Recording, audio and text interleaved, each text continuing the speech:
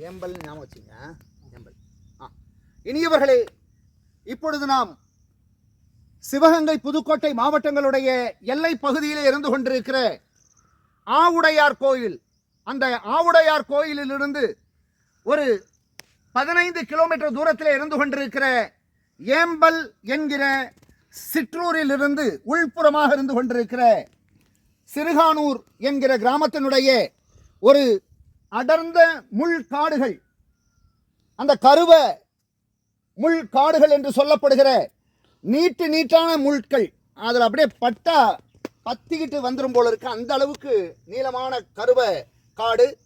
இந்த இடத்திலே ஒரு அருமையான அருகத்திருமேனி சற்றொப்ப 2021ஆம் ஆண்டு இந்த ஊர் பகுதியிலே இருந்த பொறியியல் மாணவர்களாலே கண்டறியப்பட்டு புதுக்கோட்டை மாவட்ட வரலாற்று ஆய்வு மையத்தின் சார்பிலே அது தமிழ் கூறும் நல்லுலகுக்கு எடுத்து இயம்பப்பட்டிருக்கிறது.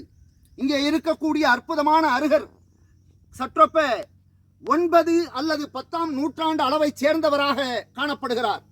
அர்த்த பரியங்காசன கோலத்திலே அமர்ந்து கொண்டிருக்கிற அருகருக்கு எந்த விதமான லாஞ்சனங்களும் இல்லாமல் வழக்கமாக அமர்ந்து கொண்டிருக்கிற அந்த யாழி என்கிற கற்பனையான சிம்மாசனத்தின் மேலே அவர் அமர்ந்து கொண்டிருக்கிறார். 2 பக்கங்களும் சாமரங்கள் வீசுகிற சாமரதாரிகள் இல்லாமல் அவர்கள் இயக்கியாக பார்க்கப்படுகிறது. தலைக்கு மேலே முக்குடை, கமுகமரம், அரைவட்ட வடிவிலான பிரபாவளி உள்ளிட்டவை காட்டப்பட்டு அங்கே முதுகனுடைய பின்புறத்திலே திண்டு போன்ற அமைப்பும் இருந்து கொண்டிருக்கிறது.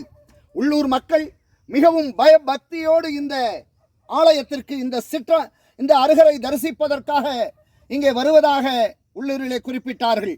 ராஜேஸ்வரி என்கிற ஒரு அம்மையார் அவ்வப்பொழுது வருவதாக குறிப்பிட்டிருந்தார்கள். 2 இங்கே திரிசூலங்கள், 3 திரிசூலங்கள் இருந்து கொண்டிருக்கின்றன. அருகருக்கு பக்கத்திலும் கூட ஒரு திரிசூலம் இருக்கிறது. அருகருக்கு மேலே இருக்கக்கூடிய அந்த கருவ மரத்திலே முற்றிலுமாக அருமையான அந்த பிரண்டை படர்ந்து விரிந்து அவருக்கு நிழல் தந்து கொண்டிருக்கிற காட்சியை நாம் பார்க்கிறோம்.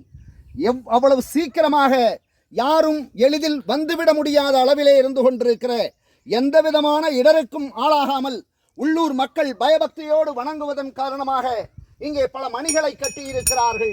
இந்த மணிகளெல்லாம் அவர்களுடைய வேண்டுதல்களை நிறைவேற்றி தந்தவராக இந்த அருகர் இருந்திருப்பாரோ என்னவோ.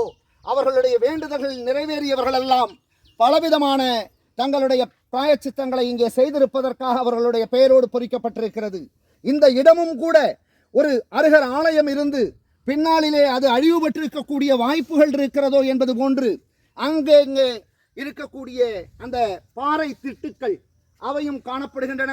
முற்றிலுமாக மனிதர்கள் இங்கே சைவ பொங்கல் மட்டுமே இட்டு இறைவனை வணங்குவதாக ஒரு உள்ளூர் அம்மா நம்மிடத்திலே தெரிவித்திருந்தார்கள். சுற்றிலும் முள்காடு அடர்ந்த இந்த பகுதியிலே சமணர்கள் எவரும் வருகை தராத சூழலில் சமணர்கள் அல்லாதவர்களால் மட்டுமே அருகர் தொடர்ந்து வழிபடப்படுகிறார். அந்த அருகரை தரிசிப்பதற்கு வாய்ப்புகள் உங்களுக்கும் இருக்குமானால் சற்றொப்ப 1000 ஆண்டுகள் பழமை வாய்ந்த இந்த அருக ஆலயத்திற்கு அந்த புதுக்கோட்டை மாவட்டத்தினுடைய எல்லை பகுதியில் இருந்து கொண்டிருக்கிற ஆவுடையார் கோயிலில் இருந்து மிக அருகாமையிலே இன்னொரு பக்கம் தேவக்கோட்டையிலிருந்தும் கூட இங்கே வருவதற்கான சாத்தியங்கள் இருக்கின்றன.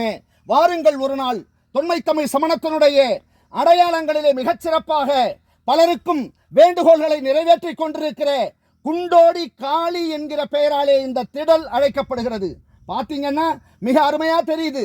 இது ஒரு ஆண் சிற்பம் என்று, ஆனாலும் உள்ளூர் மக்கள் இதை அழைக்கக்கூடிய பெயர் குண்டோடி காளி. இந்த இடத்திற்கு குண்டோடி காளி திடல் என்று சொல்லுகிறார்கள். இனியவர்களே, வாருங்கள், அருகரை தரிசிக்க நீங்களும் என உங்களை இருகரம் கூப்பி அன்போடு அழைக்கின்றோம்.